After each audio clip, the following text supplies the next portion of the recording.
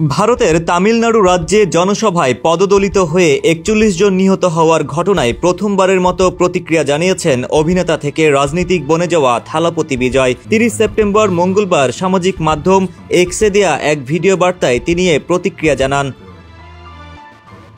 ৪ minute ৪৫ সেকেন্ডের ভিডিওতে চলচ্চিত্রের মতো ধীরস্থির ভঙ্গিমায় বক্তব্যে থালাপতি বিজয় বলেন, জীবনে আগে কখনো এমন হৃদয় বিদারক পরিস্থিতির মুখোমুখি হয়নি। তিনি সমর্থকদের জন্য অপরিসীম ভালোবাসা ও প্রত্যাশার জন্য ধন্যবাদ জানান। স্বজনহারা শোকাহত পরিবারগুলোর প্রতি সমবেদনা জানান।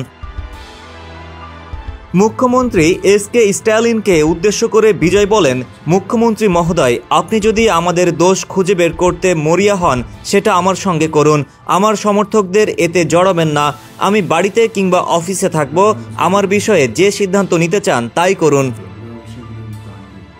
দক্ষিণের চলচ্চিত্রের এই শক্তিমান অভিনেতা আরও বলেন, আমার জীবনে আগে কখনো এতটা বেদনাদায়ক পরিস্থিতির মুখোমুখি হয়নি। এটি সত্যি হৃদয় বিদারক।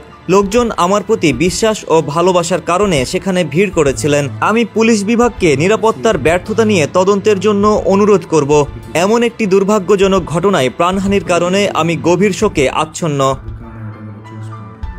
বক্তব্যের এক পর্যায়ে হৃদয় বিদারক এ ঘটনায় ভিড় নিয়ন্ত্রণের ব্যর্থতা নয়, বরং রাজনৈতিক ষড়যন্ত্র বলে উল্লেখ করেন থালাপতি।